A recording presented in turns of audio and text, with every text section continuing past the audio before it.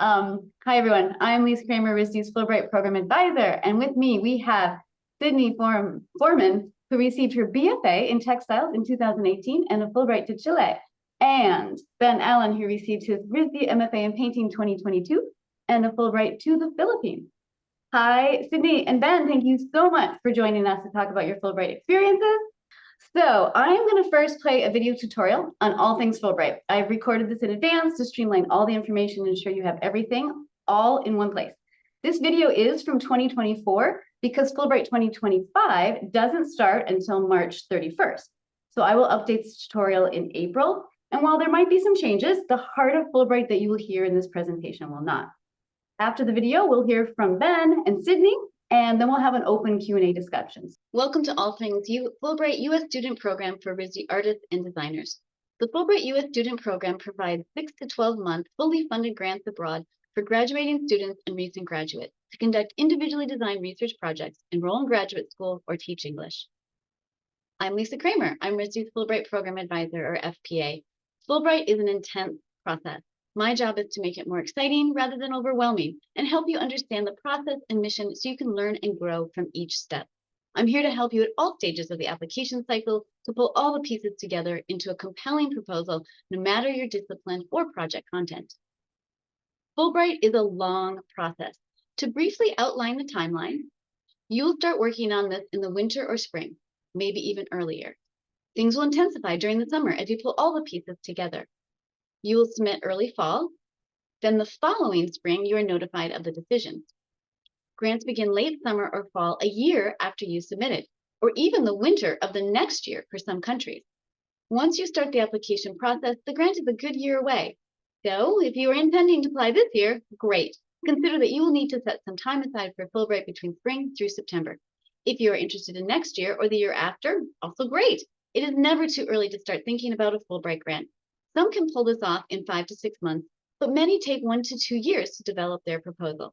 In any case, you are here now and will learn a great deal no matter how far you go in the Fulbright exploration. So about Fulbright. The mission is to foster mutual understanding between nations, advance knowledge across communities, and improve lives around the world. It was created by Congress in 1946 to promote international goodwill through the exchange of students in the fields of education, culture, and science. It is sponsored by the U.S. Department of State's Bureau of Educational and Cultural Affairs. It is administered in the U.S. by the Institute of International Education, IIE, and it is administered overseas by binational commissions and U.S. embassies. This is a government grant, which you should keep in mind as you consider your audience. It is also very important that you always keep in mind that Fulbright is, at heart, about meaningful cross-cultural exchange. This grant is open to graduating seniors and fifth-year students. You may begin the application process in your junior year or fourth year, but won't be able to submit an application until the fall of your senior year or fifth year. It's open to graduate students and to recent graduates. Know that you can apply through RISD up to 3 years after graduation. You must be a U.S. citizen by the application deadline, have a bachelor's degree by the start of the grant, be proficient in the language of the host country, and have limited experience in the host country. For most programs, applicants who've had extensive recent experience in the host country or extensive foreign experience may be at a competitive disadvantage. Plus, there are unique country-specific requirements. Know that diversity and inclusion are cornerstone principles of Fulbright. Fulbright's goal is to have a program that represents the diversity that makes up the U.S. There are 2 main grants. The Study Research Grant, which is independent research study or arts project abroad, for 6 to 12 months offered in 140 countries. English teaching assistantships are an opportunity for you to help teach English and U.S. culture in a classroom for 8 to 10 months offered in 75 countries. I'm going to focus on the Study Research Grant as that is what most RISD students are interested in. But know that we are happy to help you with an ETA application too.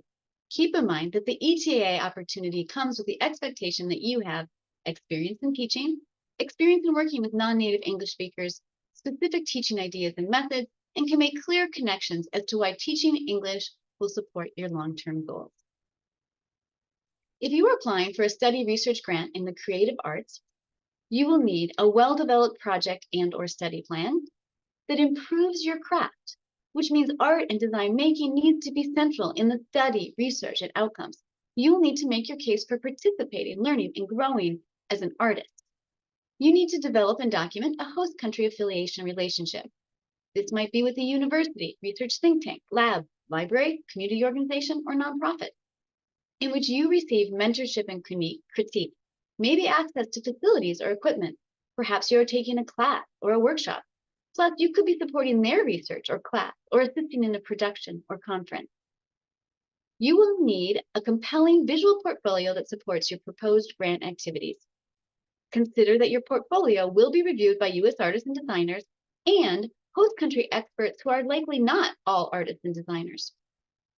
You need to include meaningful host country community engagement and have a high level of academic, professional, and/or artistic achievement, and demonstrated leadership, flexibility, adaptability, and openness. What are the award benefits? Round-trip airfare, a monthly stipend, accident and sickness benefits, and other possible benefits depending on the host country. Once you return from a Fulbright experience, you will have gained new skills and perspectives and insights that will influence you for the rest of your life, along with Fulbright being a great opportunity to build your network overseas. One of the most common questions about benefits is, can I defer my loans while I'm on a Fulbright grant for a year? And the answer is yes. What does a Fulbright project look like? It's so hard to define. There are so many variables, from your skills and interests to your affiliate's area of expertise. And there are 140 countries, each with their own unique interests and requirements. The possibilities are endless, but there are basically 3 broad types with lots of gray area in between. Independent study research is the traditional Fulbright Award, in which you design a project from beginning to end that allows you to work with people of the host country to mutually advance in your field of interest. Some countries offer graduate enrollment as an option. In this case, the program, activities, and outcomes are set. It's graduate study. However, this can be tricky. You still have to make a case, for this isn't just about funding for graduate study, but Fulbright. Why is it the Fulbright? What is the meaningful cross-cultural exchange? Why this country? How is it something that you can't do in the U.S.? It is important that you make a case for how your exploration goes beyond the institution of graduate study. And for most countries, you also have to be accepted to the university program, usually through a separate process. This is what most RISD Fulbrighters do, hybrids. Most have some connection to a university, academy, or institution in which there is some structured class or workshop learning, perhaps as a guest student, plus some sort of independent mission, a burning question guiding their exploration. Usually, to do this effectively, RISD applicants have secondary affiliates which get them out into the community, exploring, practicing, and applying their skills and learning. Let's move on to the Fulbright resources. The Fulbright website is extensive. Everything you need is there. But because there's so much to navigate, I'm going to give you a tour and highlight the important pages for you to review. First, be sure you're on the Fulbright U.S. Student Program website, not the Fulbright Scholars website or a host country's Fulbright website. Make sure it says U.S. Student at the top. Probably the most exciting pages are the country information and requirements, found here by region. For example, let's look at the Philippines.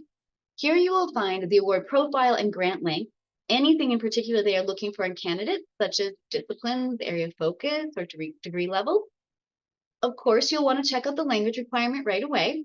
Any restrictions or preferences on affiliation will be listed on this page. You will find helpful information on the award benefits, stipend, and cost of living. And you may find a link to the host country website and additional country-specific resources. You may even find an email to an actual human you can reach out to. Process information is found under the Applicants tab, Application Components. Choose a grant, Creative and Performing Arts. Here you will find each application component, with drop-downs that include considerable details on instructions and tips. Portfolio requirements are found here. Then one more click on the link to required materials will take you here, where you will find a drop-down for the requirements of each Fulbright discipline. You will have to choose a discipline. There is no multidiscipline option. It's not that you can't have a multidisciplinary project or practice, but because there are so many applicants, they have to put you in categories.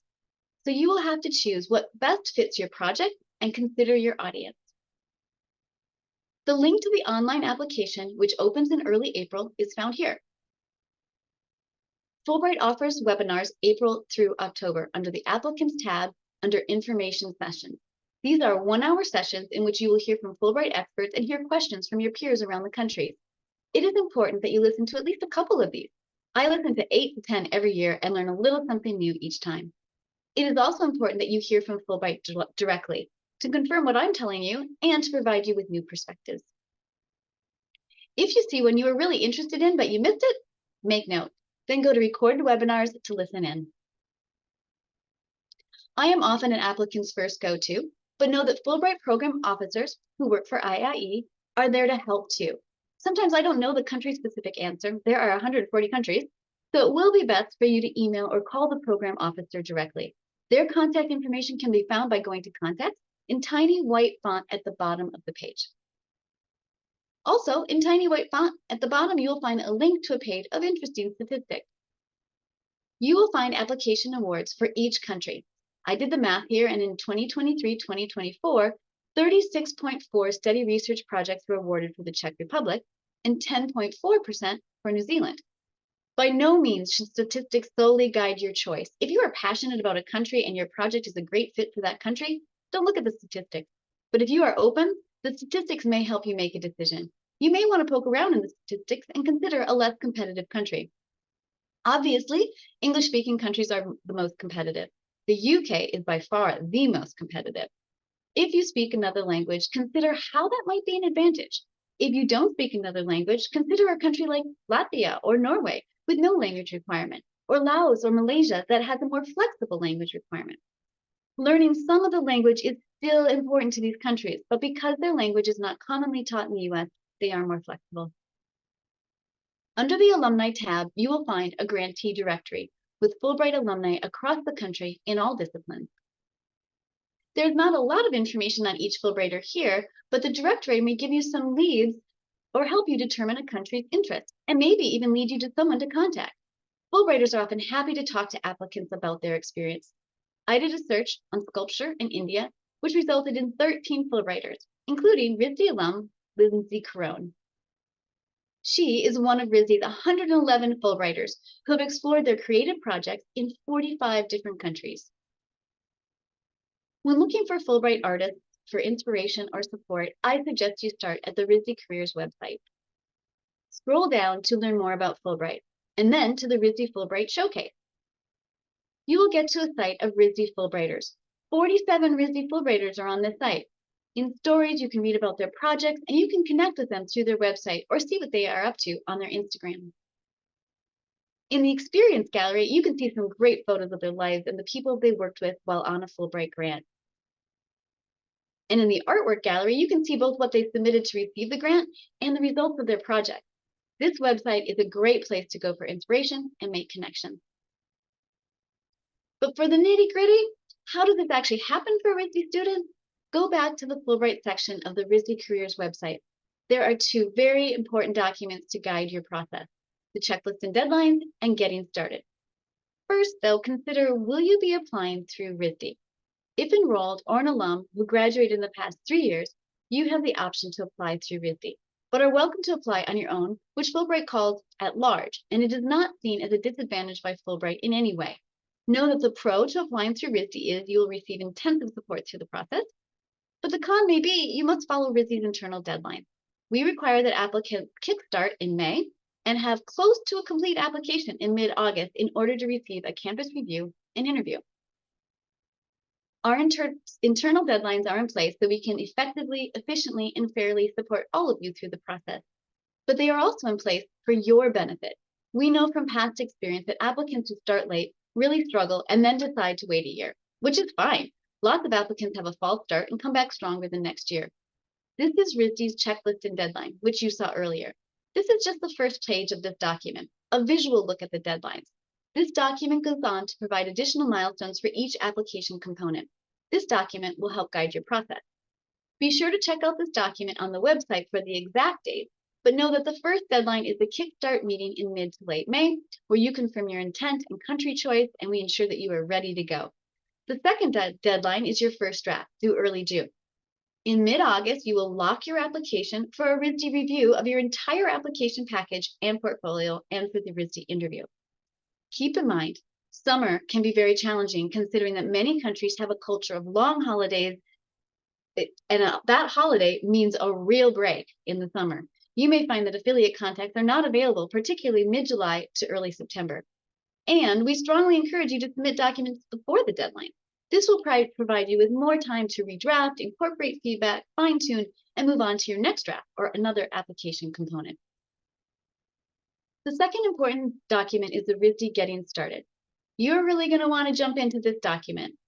This is the index page. The first thing you will notice is that it's really long, but consider that this is a condensed version of everything for RISD artists and designers in one place, with guidance based on our experience working with many applicants over the years. This is your resource.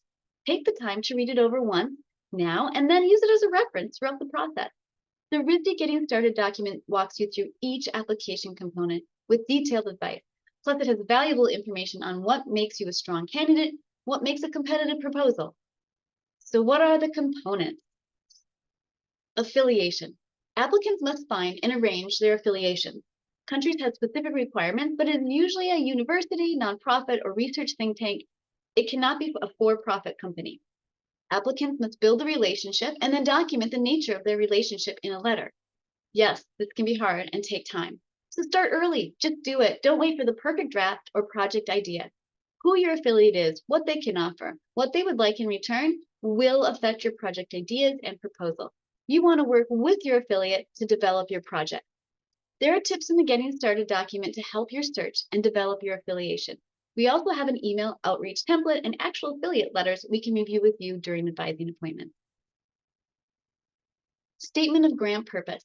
This is a 2-page proposal outlining all the details and purpose of your project. Do consider that less is more. One thoughtful idea will be more effective than many. The purpose statement needs to be a clear and straightforward plan. You need a focused, unique direction to get busy reviewers on board. How do you do this? There are a number of tools to get you started on project development and writing. In the RISD Getting Started document under the application component, Statement of Grant Purpose, you can find these prompts to ensure that you are hitting key content. This is in a sense a way to interview yourself. You can use these prompts as headers to help you focus, and then as your drafts develop, you will delete and transition. In fact, I often use them as a checklist when I review your first draft. Feasibility is key. You will need a strong how plan section with details and a timeline. The how plan will be the most of your second page. It is hard to imagine a project in another country that will take place in a year or more, but that is what you're going to have to do. Imagine, and know that it is okay if that plan changes. You need a plan to help reviewers understand and visualize what you want to do and to get out the door. Personal statement. You have one page to talk about your path. How did you get to this point of applying for a Fulbright? This is where you can be more creative and show some personality. It could be anything, really. It is an introduction to you. Obviously, nothing too personal. Remember, this is a government grant, and it should be directly related to your project. Think of this as a third page in connection to your purpose statement. This is a great place for critical reflection. Fulbright loves critical reflection and seeing that you have an awareness of your arc of growth. What did you try, learn, then realize? And how did that change your perspective, lead you to new questions and next steps? This is also a place for examples and stories rather than a listing like a resume. Deep reflection of one story in your path is better than a list. For both the purpose and personal statement, consider in the Getting Started document the section on what makes a competitive proposal. For each of these green bullets, you will find detailed descriptions of what Fulbright is looking for. Read this now at the beginning and keep referring back to it as you develop your proposal. In addition, continue asking yourself the 2 big important questions. First, why this country? Beyond the institution you'll be working with, if you picked up this project for Singapore and moved it to Japan, is it the same thing? How is it unique to Singapore? Second, how will this experience improve your craft? Beyond inspiration or a new place to practice, what skills are you gaining to specifically improve your craft in this particular country? Language forms.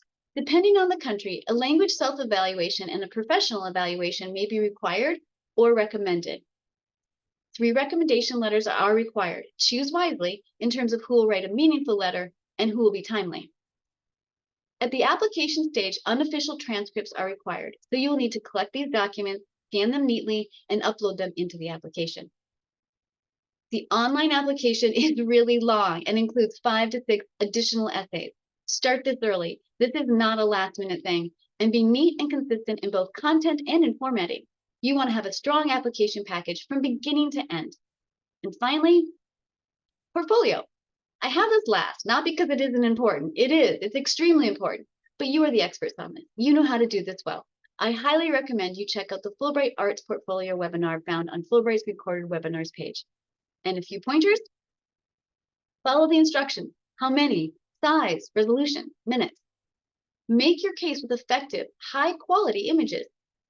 Consider every image counts. Every image should tell a story that supports your purpose and path. You can have some detailed shots, maybe an installation shot, but no throwaways. And use collaged images sparingly. There can be a couple of collaged images where it makes sense, but too many is overwhelming and diminishes the look and feel of a whole piece as a single image. There really needs to be a reason for more than one view in an image. Otherwise, it seems like sneaking in additional pieces to gain an advantage. Make the connection to your grant project through your images. Your gallery-ready portfolio may not be the same as your project portfolio. Focus on the fit to your project. And consider your audience carefully. Your reviewers are not only artists. Use the image description space to help make your case. Not only title, size, and material, tell us more. This is your chance to make connections. This is your chance to show your preparedness, yet room for growth. This is your chance to tell your reviewers, especially your non-art reviewers, more about your process and ways of thinking. Take advantage of this space. Curate the order thoughtfully for a cohesive portfolio feel. A curated portfolio shows organized thinking and thoughtfulness. It shows you care about this opportunity. Be sure to start strong to capture their attention and make them want to see more. Be sure to end strong, as that last image will stay on their mind as they move to other parts of your application. And in a group review, that last image may stay up on the screen as they talk about your application. You want that image to be strong and connected to what you are proposing. A final tip, print each image you are considering on half sheets of paper. Tape them to a wall. Stand back and really look at them, and then move them around to find that compelling flow. These portfolio tips can be found in a 10-minute video on the RISD Fulbright page. The final weeks can be fairly intense, so I'm going to walk you through the submission steps. If you are applying through RISD, you will lock your application for an end-to-end review of your application package, including your portfolio. You want a complete application at this point. I then arrange your Fulbright interview. Know that RISD is not a gatekeeper. RISD interviewers do not make decisions.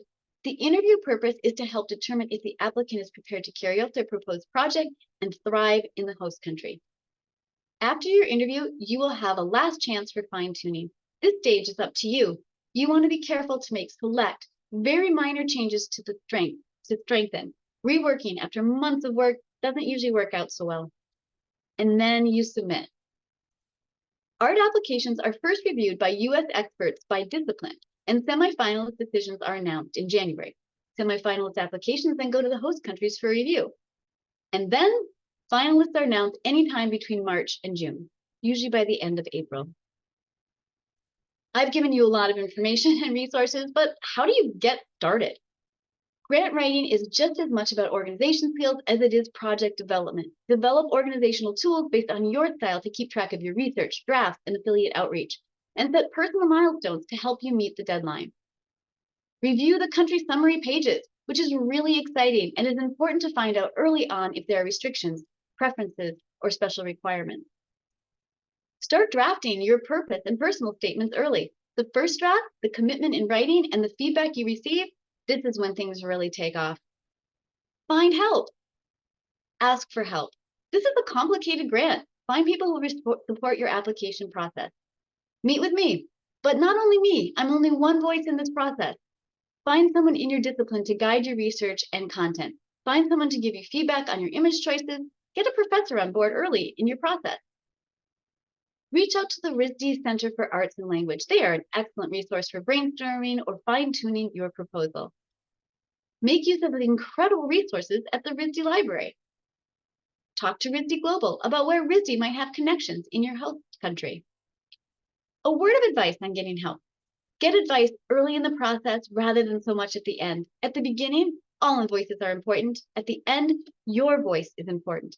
Last-minute advice is dangerous as it can really throw you off. Everyone will see something different. Well-intentioned advice can send you down a rabbit hole after months of hard work, and it is really hard to recover from that. Avoid getting help from professional editors or AI. Fulbright wants to hear from you with all your unique humanness. And one more resource for you, on the RISD Fulbright page, scroll down to Tips from a RISD Fulbrighter. Click on Learn More, and you will go to a document full of excellent insights and tips from RISD Fulbrighter to Brazil, Gail Foreman. I want to leave you with a reminder of the first deadline. Schedule your Kickstart meeting to take place by mid-May. You can make an appointment with me on the RISD Careers website. At some point, depending on the applicant pool, I'm only open for appointments with those applying this year. But RISD Career Advisors, Jason and Scott, will continue taking appointments for those interested in a future Fulbright application. First drafts are due early June. This is a draft, and there will be many more, but it should be a serious, thoughtful draft, not an outline, not bullets, and in the correct format and page numbers, and proof for typos and grammar errors. You don't have to have all the answers for the first draft, but start pretending and imagining. The more thoughtful your drafts are, the deeper I can go in my review to provide feedback that will help you take it to the next level. Be sure to check the checklist and deadlines on the RISD Fulbright webpage for the exact date. And finally, it will not be a waste of time. I want to emphasize what an amazing experience Fulbright is. This is an extremely competitive grant. It is important that you embark on this journey understanding that the process itself is a valuable experience, from the research to developing relationships overseas to writing to submitting. A Fulbright proposal is a lot of work, maybe the most intense proposal you will ever write. After a Fulbright application, other grants might seem easy. I look forward to working with you. Thank you, everyone. And I just want to give you a few Fulbright updates before we hear from Sydney, and then we'll hear from Ben. First, some really exciting news. We have 12 RISD semifinalists this year, and they are now waiting to hear from their host countries, which is great. Second, the 2025 Fulbright cycle is scheduled to open March 31st. For those of you who are already considering Fulbright, you may have noticed that the country pages are currently down. I did receive word that the country pages have been removed to make updates for the new cycle and ensure they align with the priorities of the new U.S. government administration. When the program launches March 31st, the country pages will then be available. So do set aside some time in April to get familiar with any new country requirements. And do keep in mind, Fulbright is a U.S. government-funded program. Third, we do have deadline dates if you tend to apply through RISD. As of today, February 25th, the first deadline is going to be May 22nd. That's the Kickstart Intend to Apply meeting that you're going to have with me. And the first drafts will be June 4th. Again, do check the RISD Fulbright website in April after the program launches to make sure there aren't any changes. So now we want to hear from our fabulous Fulbrighters.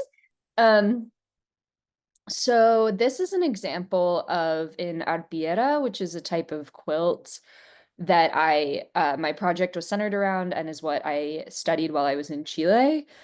These quilts started in Chile under the dictatorship. They were made by women on the outskirts of Santiago, particularly those who were the husband's brother, or particularly those who had husband's brother's sons who had been disappeared by the military dictatorship that had taken over.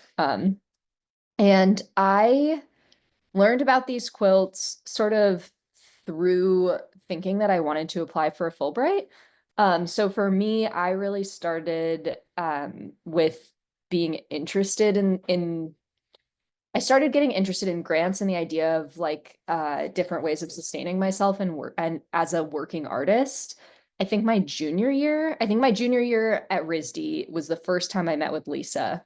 And I sort of walked in like a really casual meeting. We talked for a while. We looked at different country pages.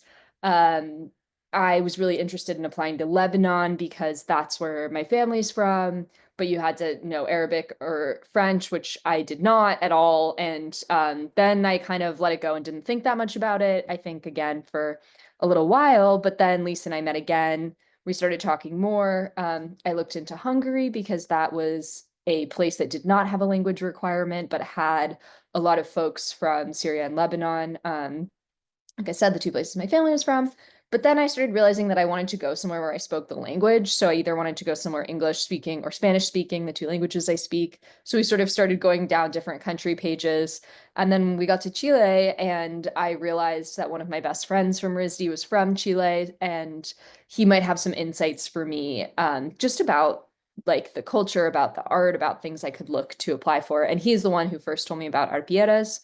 He said that he thought they might align with my work and my interests because they were sort of this form of subversive textiles. A lot of the work I make is about concepts of home, and both from like a personal and a political perspective, and using textiles in sort of these kind of subversive ways. So he was like, oh, you should start looking into these. And then I became absolutely obsessed with them. And I was like, okay, all the things are kind of coming together. Like Chile had a higher success rate than other parts of Latin America as far as Fulbright stats went. And I loved these quilts. And then also my friend was able to sort of give me, he was the one who helped introduce me to some of my affiliates. He reached out to a friend of his from high school who had worked with this museum. That was one of my affiliates. And then he also was able to be like, oh, you should look at this university rather than this one.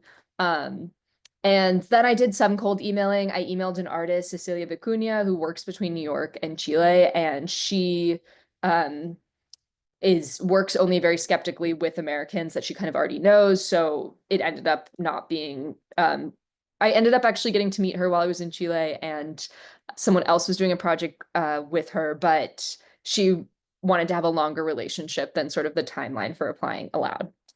So that's a little bit about my like application sort of background. And another thing is that I went into Lisa's office junior year, which was 2017.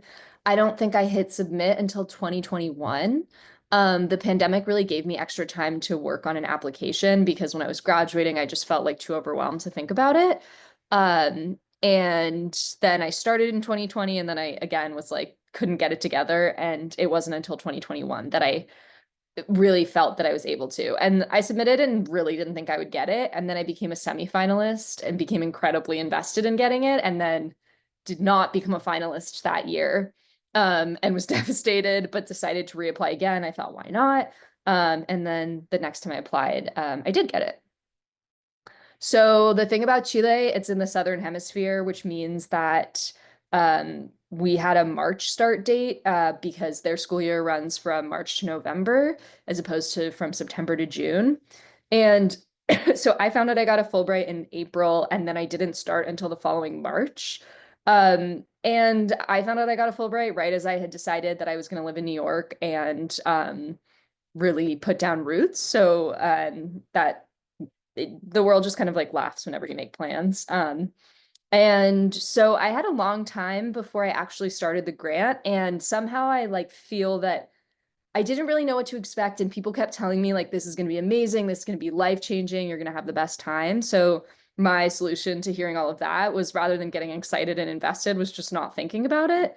I felt like I did a little bit of more research, but I really kind of came to Chile like not really knowing what I knew what my project was. I knew that I was going there to study arpieras to get inspiration for a new body of work, but I didn't really know what else I was getting into. And so once I arrived, as you can see on this photo on the left, I sort of tried to do anytime someone invited me to something or I heard about something, I would go. These were these free workshops that I found out about through the university I was studying with, or that was one of my affiliates. I can also back up a little and say that I had two affiliates, a museum and a university. The university I was taking classes with. And the museum, I was kind of just getting to go through the collection, and then I ended up helping run workshops. My two contacts there, even though my friend had helped get me some of those connections, really were reaching out kind of cold or like lukewarm, if you will. They weren't people that I had existing relationships prior to applying. So I spent a lot of time in different sort of crafting circles, which felt kind of like it went along with the artwork that I was studying, but also was with my interest. But then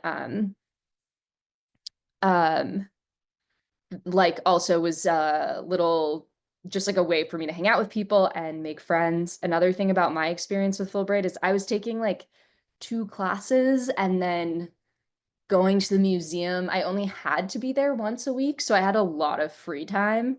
And so the beginning of my Fulbright was incredibly overwhelming, because I just had all this free time and I knew this was this really special experience, but I just felt like it was a lot of pressure.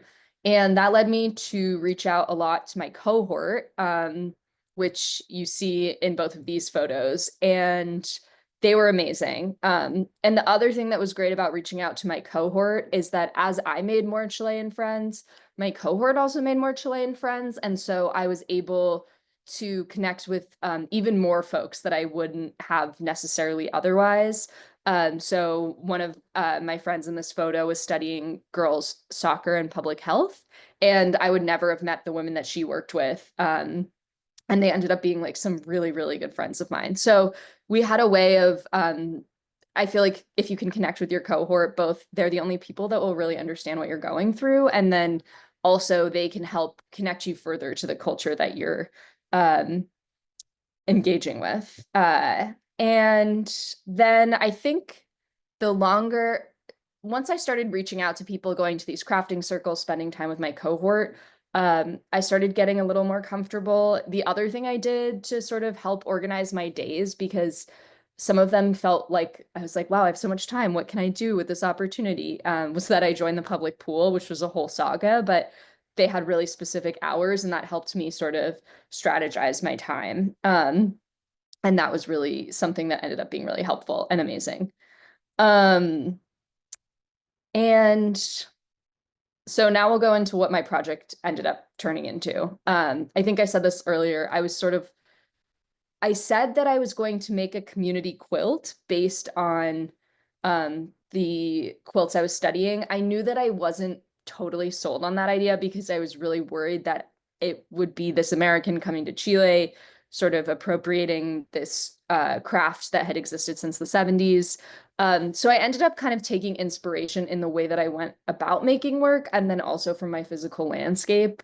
When I first got to Chile, which happens in a lot of parts of Latin America, people will tell you, and also I guess in New York, people have been telling me this, but regardless, people will be like, wow, the city is so much more dangerous than it used to be, which was a really scary thing to hear when you're moving to a foreign country, is constantly being told that you're in danger, even if you don't necessarily feel in danger. And that led me to notice a lot of these sort of more colorful or elaborate gates, or window bars that I saw everywhere. And as I sort of started realizing that there was a lot of propaganda that came with that statement, about like how dangerous places were, I was still sort of inspired by thinking about like, what is safety and how it relates to safety of a home. Home being, again, a central part of my practice, or what makes me feel safe and how that relates to my concepts of home. So I started collecting photos of these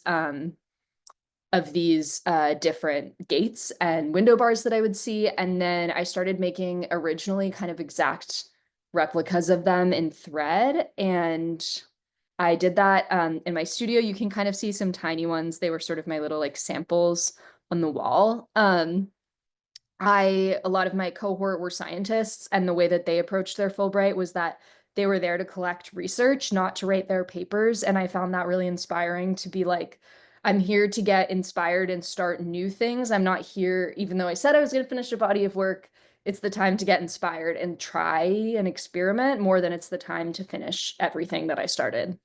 So this is me in my studio in Chile. Another thing is that I said I was going to get studio space through the school. The school really said, like, we'll give you studio space if we have time. If we have space, and they did not. So I ended up having to find one independently.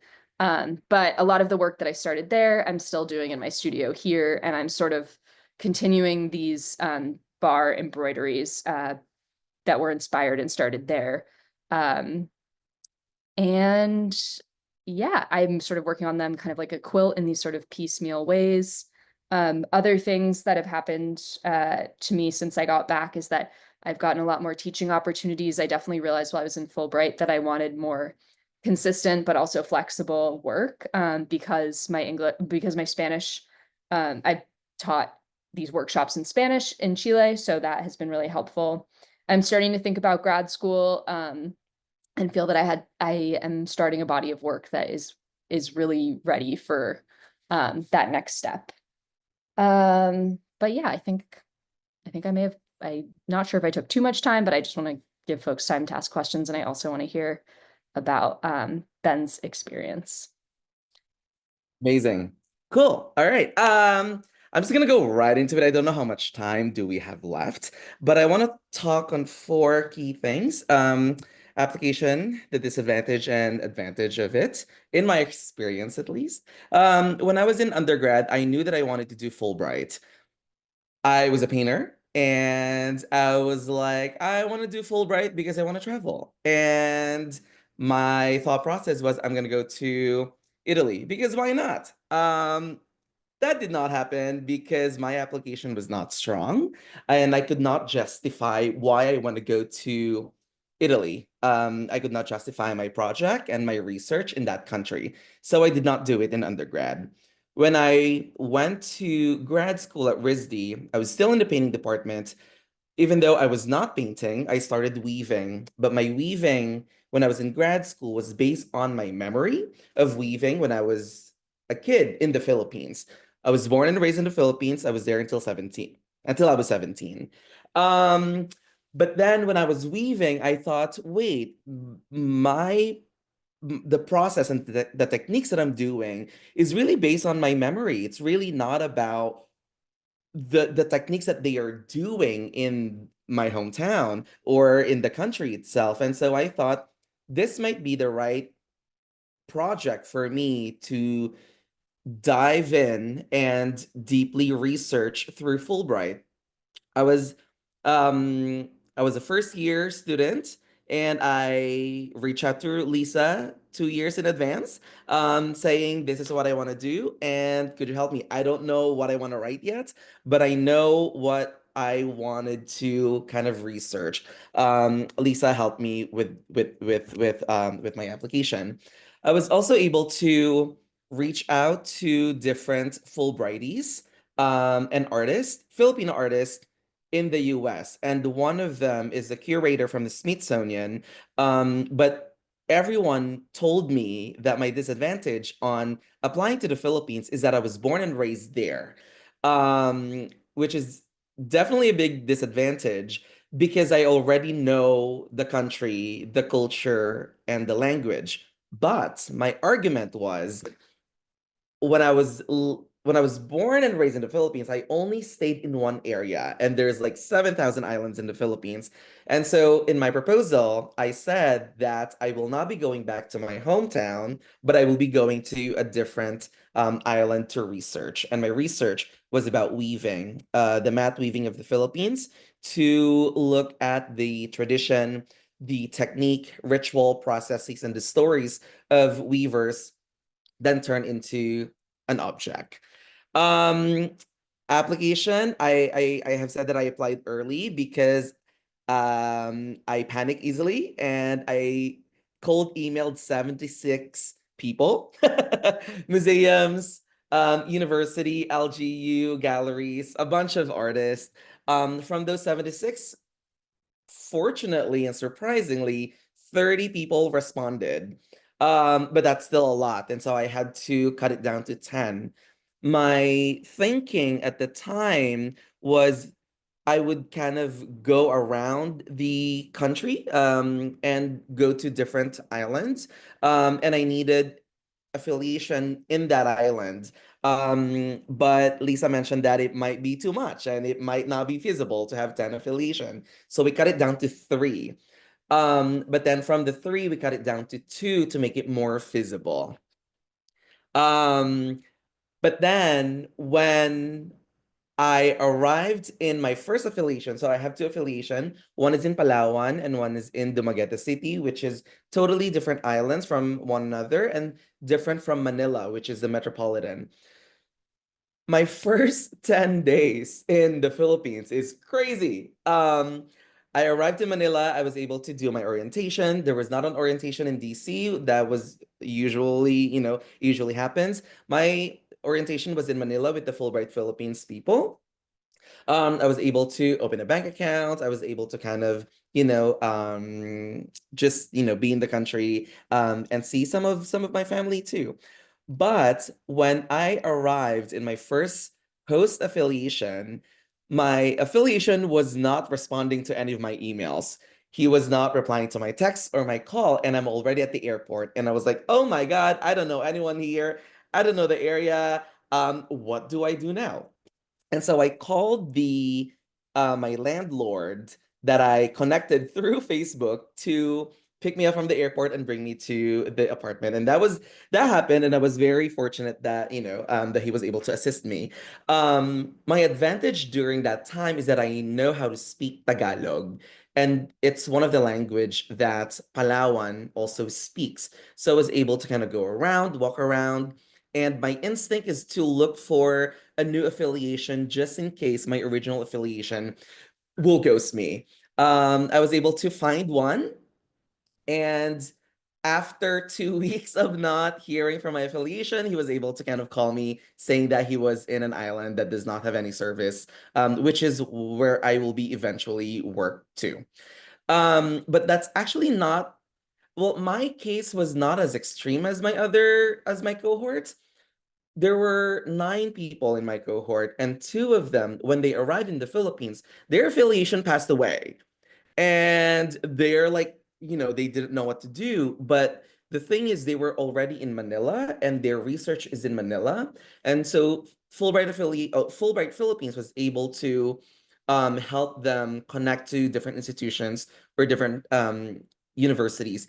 In my case, I was the first one in that island to do a Fulbright research or community service, and they did not know anyone, so I was able to kind of just do it on my own. Experience.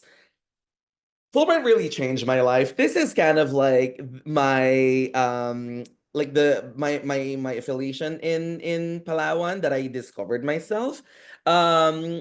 It's not my ideal kind of weaving or what I proposed to.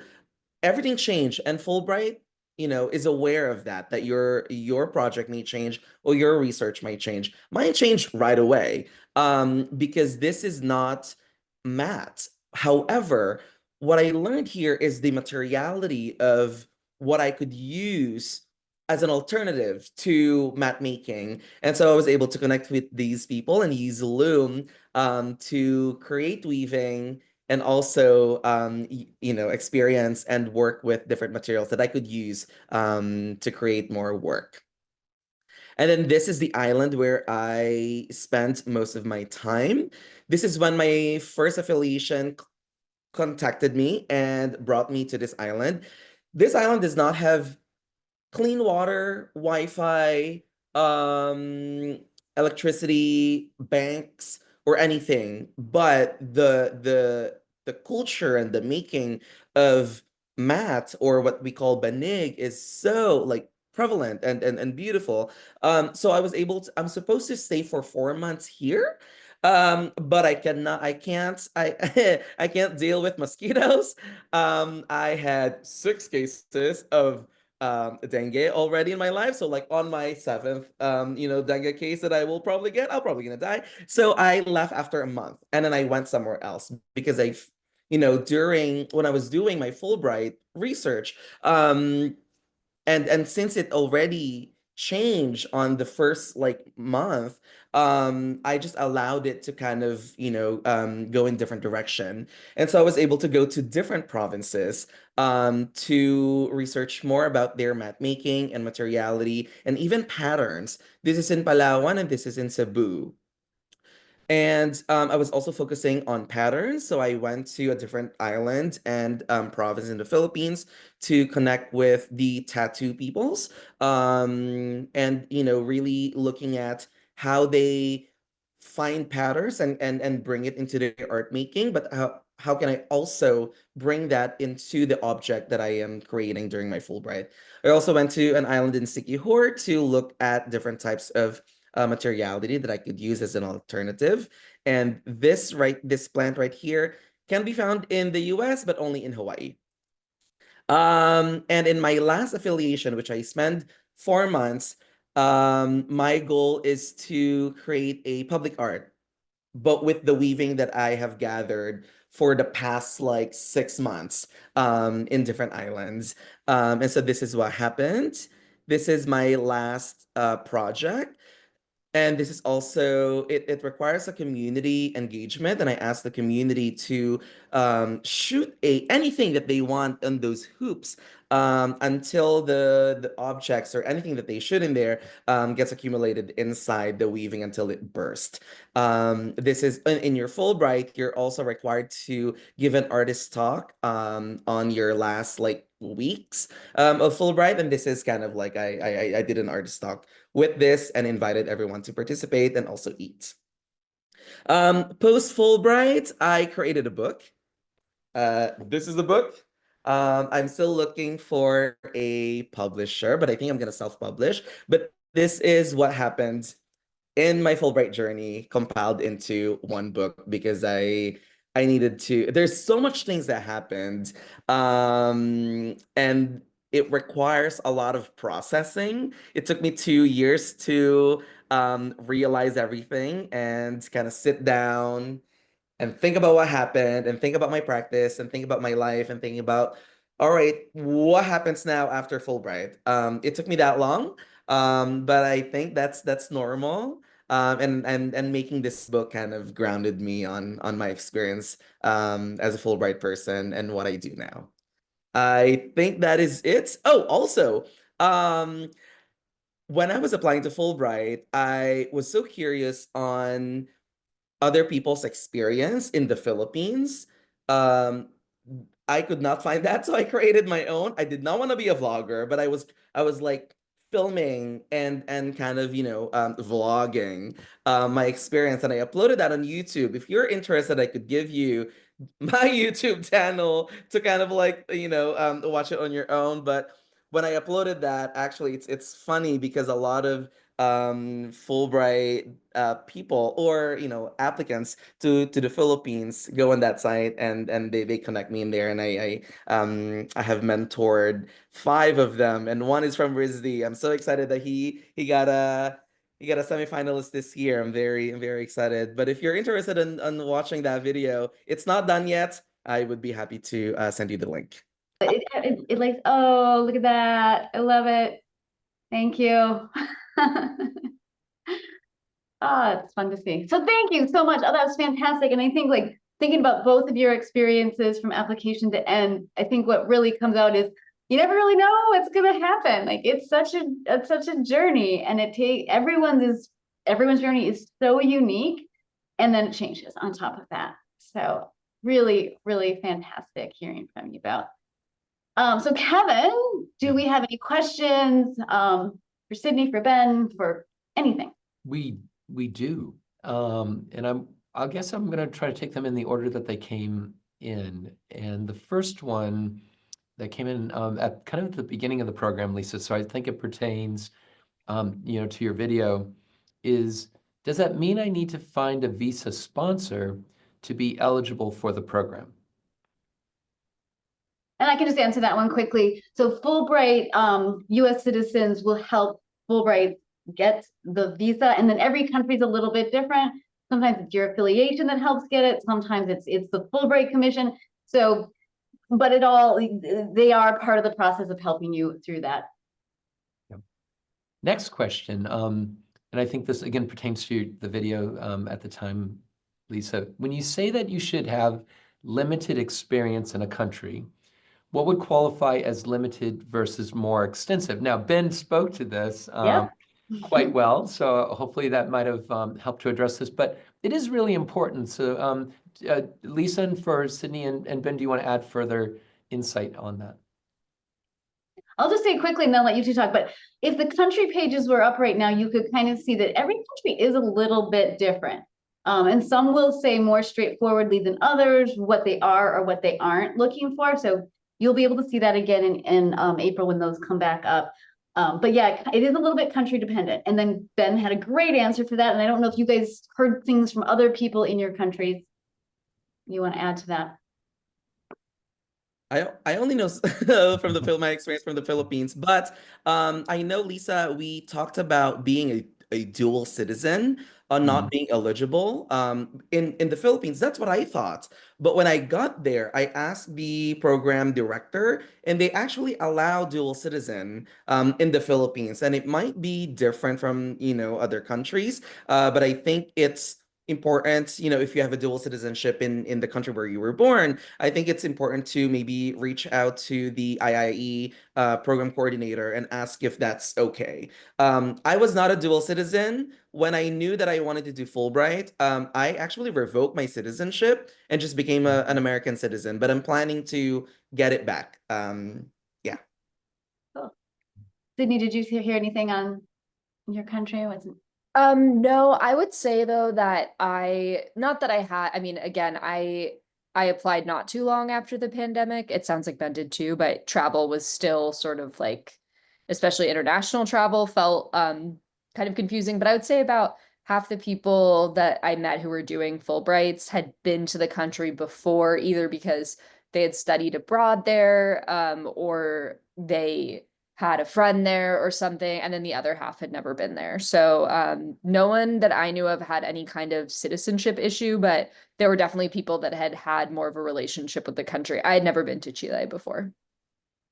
Well, the country pages in the last year, since you two applied, have gotten much more detailed. So they really outline what they're looking for, and they'll say if dual citizens, they'll say how many months you could have actually been in the country. So that was very clear. Again, you can't see that right now. But for the most part, I think for all countries, study abroad does not count towards this. If a country says we want you to have limited experience, they do not ever hold study abroad against you. So we'll have to wait till the country pages back up. This, speaking of country, here's a question that pertains to it. Do you find that it makes more sense to think about the country first and fit your project to it, or think about your project and match a country? Classic question. I would say, if I'll go first, Ben, if you want to say something too. I Go was ahead, just go gonna ahead. say that I think it just depends on you, that both are valid approaches. For me, it kind of came with like country, and then things sort of started aligning. But I was recently at an artist talk where someone was talking about how much of her practice revolves around the color blue. And I was like, this girl has got to do a Fulbright. And then later she was like, and then I went to Greece to study like on a Fulbright so that I could study, the color blue and the way that it related to Grecian texts or something. So I would say it just, whatever makes more sense for you is probably the way to do it.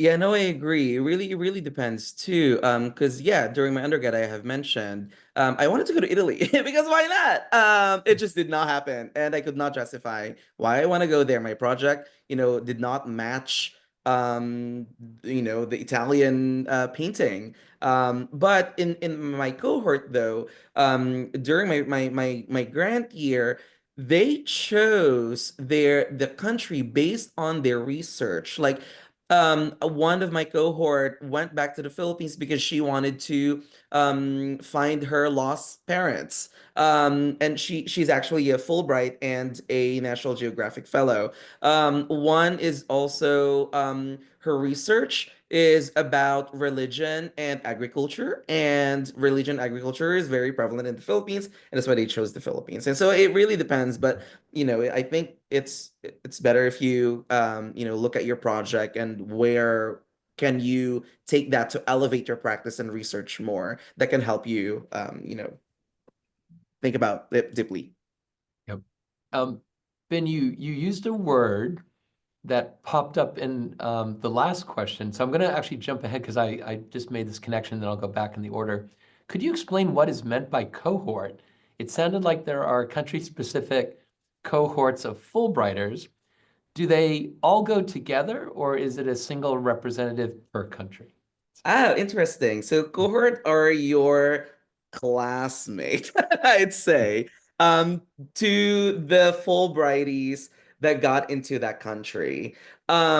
each of those people go in their own way, do their own research, go in their different province, different affiliations, but sometimes you meet together and do like a field trip together, which is very, very important for your sanity and for your mental health because it can get overwhelming. And if you don't know anyone in that country, you just reach out to your cohort and you kind of like talk to them and they kind of become your therapist and your friends. Yeah, I mean that's what I mean. I don't know, Sydney, if you want to add more to that. Yeah, no, definitely.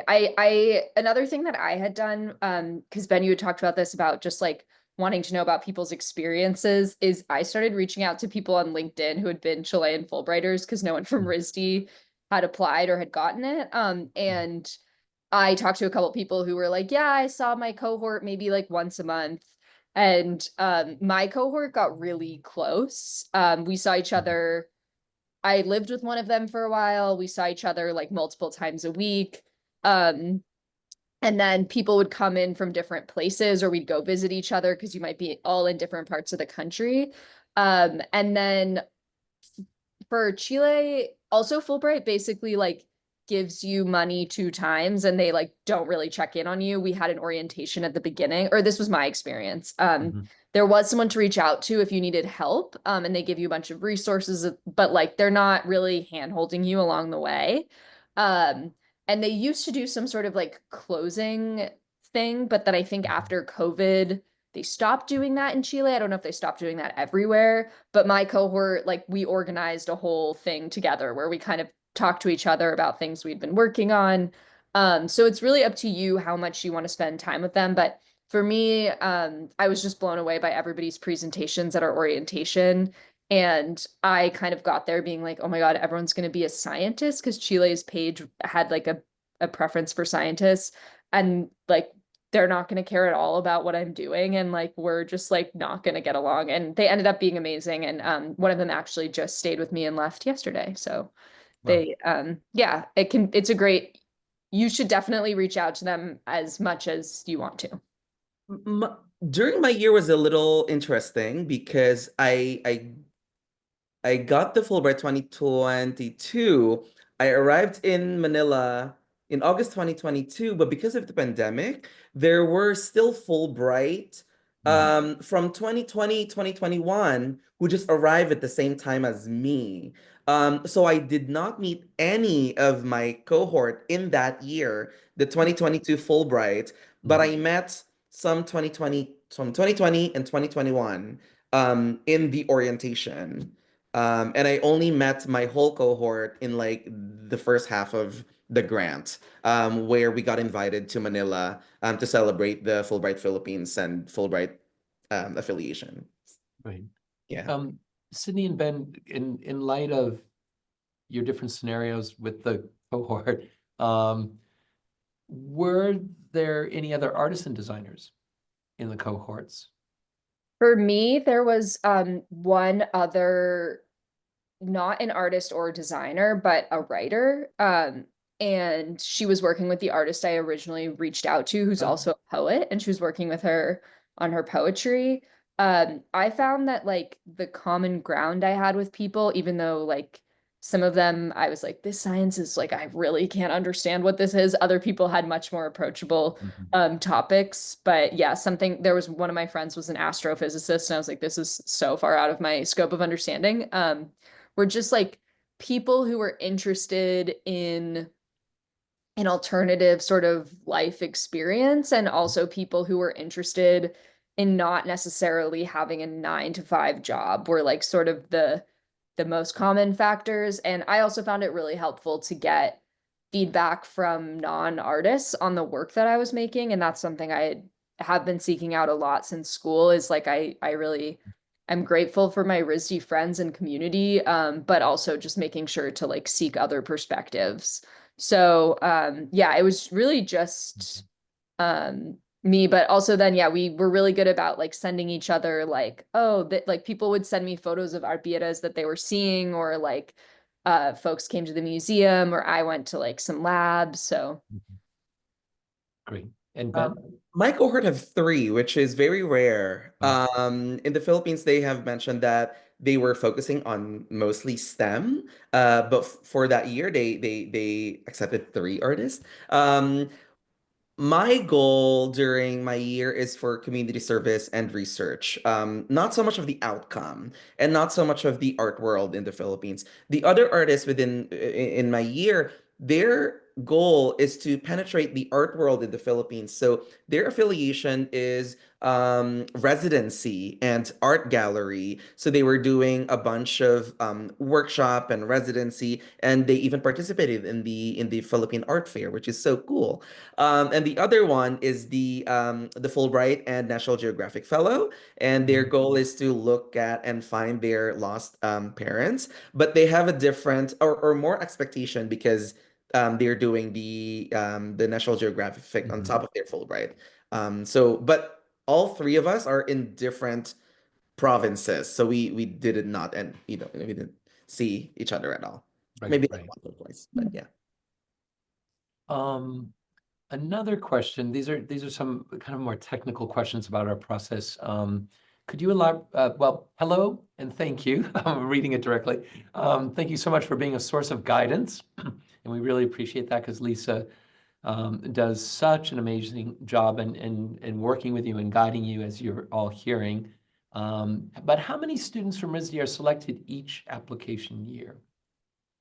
Great question. And just to be clear, so they don't have any limits by school or anything like that. So it's not that Fulbright says, oh, RISD, you can have 2 this year, anything like that. The school that you come from really is not a big factor in the decision. It's more of the applicant pool, depending on the country, what they're looking for, if they have any priorities that year. And then, as we all imagine, they're looking at different factors and they're trying to get a different group, maybe from the last year or 2 years ago, or they're trying to get from different locations. And so they're kind of looking at this whole kind of application pool. So in a sense, you're not really competing against each other when you're applying, maybe until you get to the actual host country decision, and then if you have the same majors.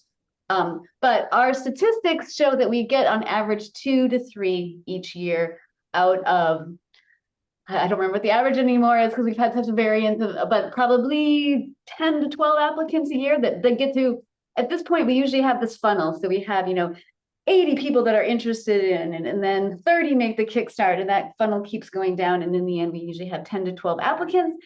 And then this year we had 13 applicants and 12 semifinalists, which is amazing. Incredible! Yeah. And then we will hope to get 1 to 3 finalists. Yeah. Lisa, correct me if I'm wrong. During my year, there were 7 of us, RISD people, right, that got in. Yeah, you really messed up with my average. That was a lot.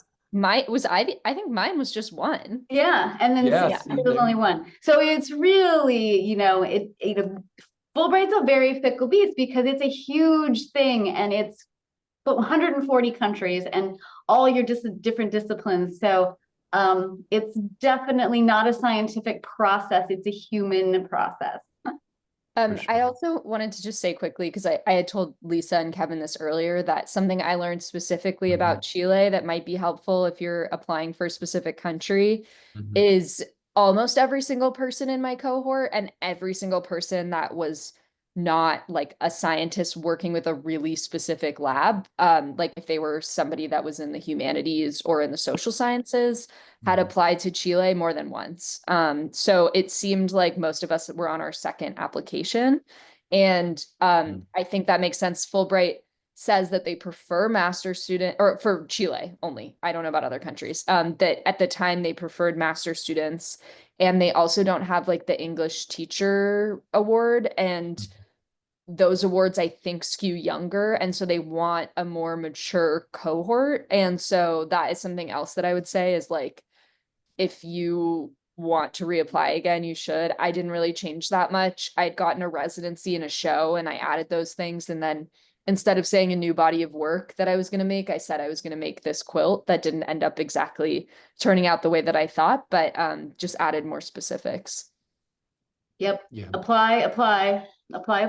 Yep. We've had applicants 3 years that have applied. I don't think I've seen 4 in my time here, but I have seen 3. Yeah. No, such great advice though, Sydney, and it's very true for countries other than Chile as well. Another point, could you elaborate on the application constraints for recent grads? What exactly does 3 years post-grad mean? So we count it as graduation plus 3 years would be how far 3 years out. So Fulbright will say that applicants who are anywhere from 5 to 7 years out are probably been out of school too long for the Fulbright student program. Remember, this is a student program, and you should be considering the scholar program, which is a whole other thing. A lot of faculty professionals apply for that one. This is the U.S. student one. So Fulbright says 5 to 7 years. Most schools do not support alumni after they've graduated, that maybe their first year they will, or just while they're in school. But RISD does support our alumni applicants up to 3 years out. So what if I say 25 plus 3, we will support you through 2028 if you're graduating in 2025. So you can come back to us through 2028. Great. New question 2, would you recommend against sending multiple applications, different countries for 1 year? Is that even possible? It is not possible. So that's an easy answer. You can only apply one application, one country. And then I've been waiting on this question. How do you think the new federal orders will affect Fulbright? Any guesses? I did want to. Oh, sorry. Hi. Oh, sorry. Sorry, go ahead, Sydney. Oh, I did want to say something about my specific project, because the quilts that I was dealing with have a historical significance that I knew about before I went, but I don't think I understood the sort of like political weight. But something that Lisa and I had talked about in my application, and then also originally when I was looking at other countries and I was talking about wanting to connect with other Syrians, because that's where my family's from, and talking about working with refugees, just being really specific about the language, because that was like something that was considered a crisis in that country. And so thinking about how people looking, like who is looking at your grant and how they're looking at it, I think was like really essential for my project, because like I said, these quilts were sort of like a way that women were telling their stories under a military dictatorship. They got smuggled out of the country by resistance leaders, and now they're sort of more, the contemporary ones are more of like a bucolic craft, although they've had more of a political resurgence in the last couple of years. But all that is to say is that thinking really specifically about the audience of who is reading the grant is not necessarily the same as like what's in your head or heart, or like how your project manifests, because I felt like there were a lot of politics that I was able to get into and was interested in, that if I had put them in the grant, I might not have been accepted. Right. And I really appreciate that. Yeah. Because thinking about the host country and what is possible in the host country has always been something that we've talked about, and it's something that you really have to do your research on and navigate, and thinking about that. It is very new that we really now need to think very carefully about how the U.S. is reading these applications. And this is a big change for all of us. And I think a lot of the answers, I don't know. We don't know. None of us know. Nobody knows. We don't know. But we will really have to think about that in your proposals and kind of figure out how to navigate this new landscape. Fulbright is moving forward. They are carrying on. Yes, they are scrubbing their website, which is hard to see, but they are really committed to getting back. They have the date of the 31st. We have 3 Fulbright interviews for semifinalists this week. So they are moving ahead. So let's just carry on and figure out how to navigate this together. I don't know what else to say. Well, I think well said, Lisa. As we come to a close and we rounded out the current questions, so if there are any final questions from those attending, please add them to the Q&A. I know that this is kind of almost a cliche thing to ask, but as you have completed these experiences, you know, and often the terminology, a transformative experience, you mentioned that, Sydney, or for you, Ben, like what a great environment to be in to make the work. What are one or two of the greatest highlights from what this meant to you to do the Fulbright? I could go first. So in my practice as an artist, I felt like I was lost in my making and in myself from what I was making in the US, because I felt so isolated. And even though I was in painting, you know, during my undergrad and grad, uh, that was my focus. But in a way, my practice kind of started not crumbling in a way, but there are moments where painting could not articulate my ideas. And so going back to the Philippines and to research the mats, to research the making of the mat, the stories that comes with it, the rituals and the history of it, it really grounds me in who I really am, and being authentic in what I want to do as an artist, because I just don't want to paint I that that creates an image and call it a day. I want to make something that really speaks to my authentic self, and who I am and who I was, and my family too, and my culture. And I think being a Fulbrighty, it showed me all of that, not just having an opportunity to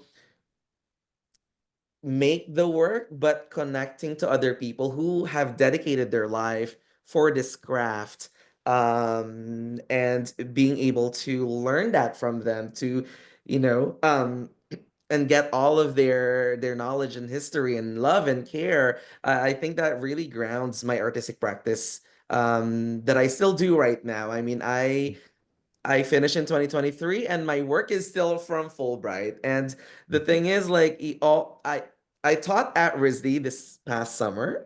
We brought RISD students to the Philippines for a travel abroad course. And guess what? The persons or the people who we connected to are from my Fulbright affiliation. We brought them to the tattoo peoples. We brought them to the Banig, or to the mat community in Cebu.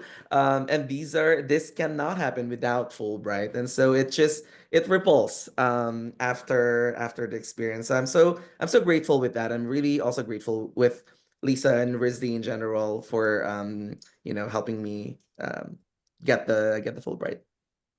Pure awesomeness, Ben. Just wonderful. Wonderful. And full circleness too, right? Yeah, that's true. And Yeah, for you, Sydney.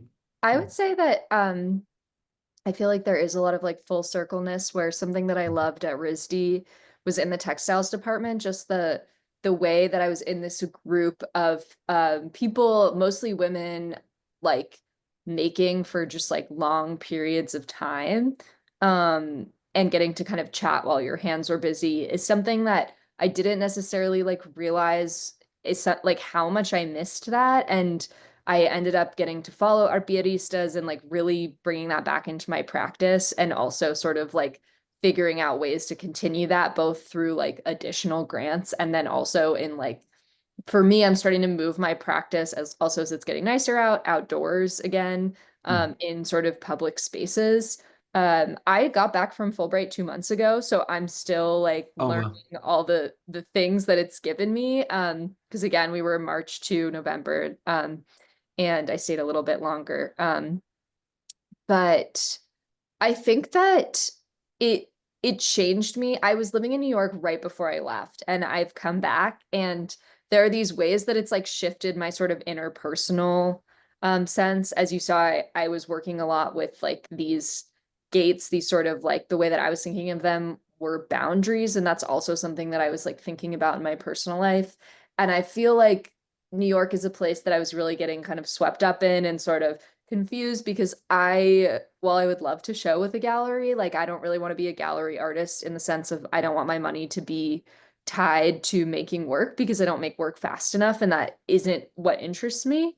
And so I think that I was sort of feeling like those two things were at odds when in reality, kind of they don't have to be. And Fulbright sort of showed me this other way of like, you can get these grants and you can sort of like work things out, and just the sort of confidence to work things out, I think, of like, I thought I was going to get studio space through the university, and then they said that they didn't have space, Right. and I figured it out. And you sort of realizing how many things you can do, or being like, I really wanted to have like I needed some sort of exercise. I'm not a runner. I was like, what am I going to do? I found a way to join the pool. Like, you don't have to necessarily know all those things ahead of time, but sort of the adaptability that I got from the experience was something that I think is personally really important. And then also in the ways that it showed me like, no, I actually am really interested in kind of community rooted practices and practices where people are making side by side. And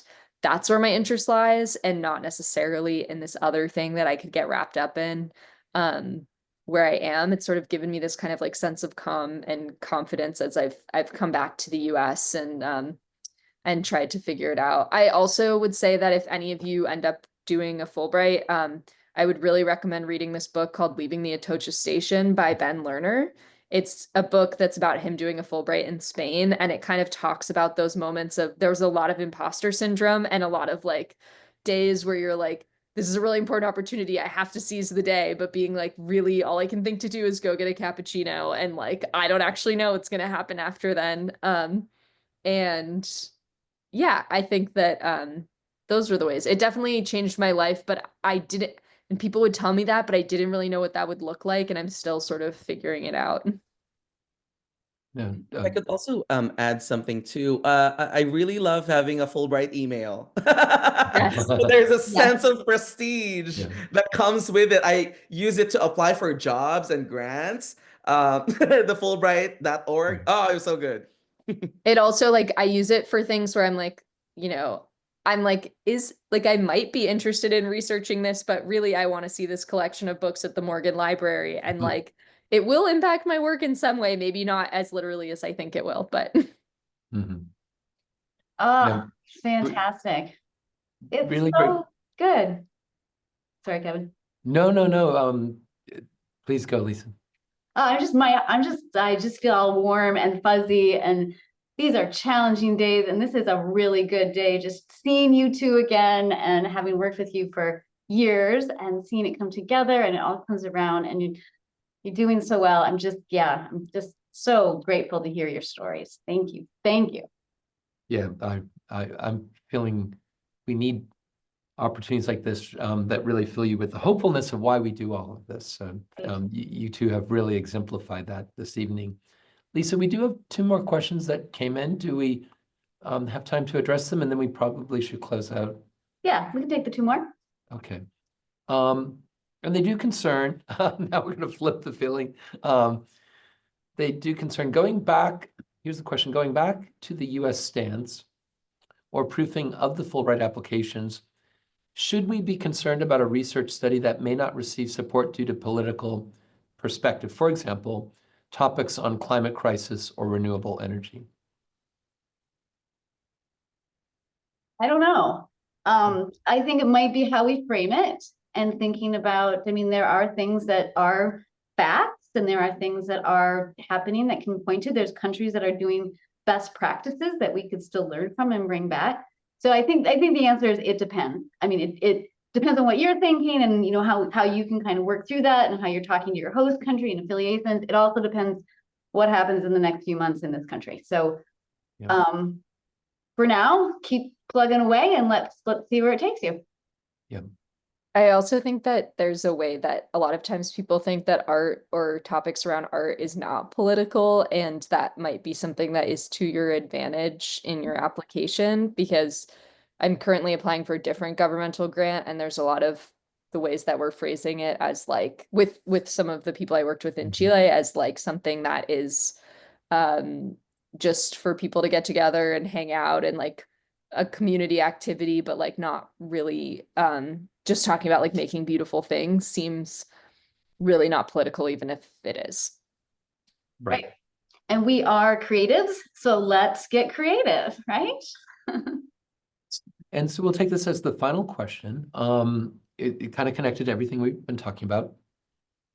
Is it advisable to submit my application for a research project that is tied to my art practice that is going to be helpful in my creative business? You want to be a little careful of the business and like of having sort of a product or a prototype in mind that you're going to go do in another country or test in another country and bring back. Of course, anything you do is going to help you in your creative practice. All your directly is going to happen. So it might be depending, again, it depends, and it depends on how you frame it, what you're doing in the country. And I think both Ben and Cindy are talking about, like, you're really going there to be inspired, have that experience. Like, you don't need to be so outputty. Do that when you get back. Sorry, Ben, go ahead. No, because like the outcome is not important. You're not going there to create the best work on your own practice. You're gonna go there to kind of just, get influenced by everything that you see, all of your experience. Make as much as you can, but it's not really required to develop something there. Like, you're not making a body of work there that you'll sell here or that you will show in a museum here. No one cares. No one cares about that. Make it work as much as possible. Connect with communities, connect with people, and you'll have, a lot of time when you get back in the US to do all of that. Yeah. I also think there's a part of the application where they ask what your plans are upon return, or like what you might want to do when you get back. And there's probably ways that I think in mine, I said that I was going to apply to grad school, which I still want to go to grad school, but I didn't apply this year. And I think I'm going to apply next year, but there's a section that you can kind of like push things like that into or something without maybe, I don't know, I'm sure Lisa is amazing at this and will know the way to sort of spin it, but know that there's like a portion about like when you get back. Yeah, there's definitely a question for that. So you don't have to take precious space up in your statements for that. And like back to Ben's point too, I mean, really, this is about meaningful exchange. If you didn't even have to write about your projects, you wouldn't. Like, they really just want you to go and have a great experience. But of course, if everybody just said, I want to have a great experience, you wouldn't have they'd have no way to evaluate proposals. So you have to develop a project. You do have to have an affiliation. And you do, in a way, have to kind of talk about outcomes, but still kind of knowing that those might not happen. I mean, the outcomes are not, that straightforward. But again, you kind of write them, but we'll figure it out. You'll figure it out, a way to sort of balance some outcomes that are a little more flexible and can kind of build as your year goes. And they aren't so outcomey, like I will have X number of pieces or I will do exactly this. Yeah. And I think in the many, many years that Lisa and I have been involved in the Fulbright and seen so many different Fulbright scenarios, inevitably something's going to happen. Like something won't go exactly to plan, something's going to change. And as you heard very clearly, from Sydney and Ben, you move through it, you learn from it. It actually does transform you in that experience. But Fulbright is still looking for a core of what your intention is. So yeah, we need Fulbright more than ever. Yep. More than ever. So Lisa, concluding thoughts. Yeah, no, thank you, everyone. Thank you, Sydney and Ben. Fantastic. Thank you, everybody here who is listening. And for you future listeners who are out there who will watch these recorded videos, hopefully this is all helpful and just gives you some inspiration. That's where we are right now. We're at the inspiration stage. So, and you can find this video tutorial. It's going to be on the RISD Fulbright website. I'm sure you've all been on that site probably many times. And again, I will update this in April. The country pages will be up in April, so we can poke around again. And that's it. Yeah. So thank you. Yep. Take care, everyone. Reach out to support. We are here and we are happy to help. Thank you, guys. Thank you so much, everyone. Thank you. Bye-bye.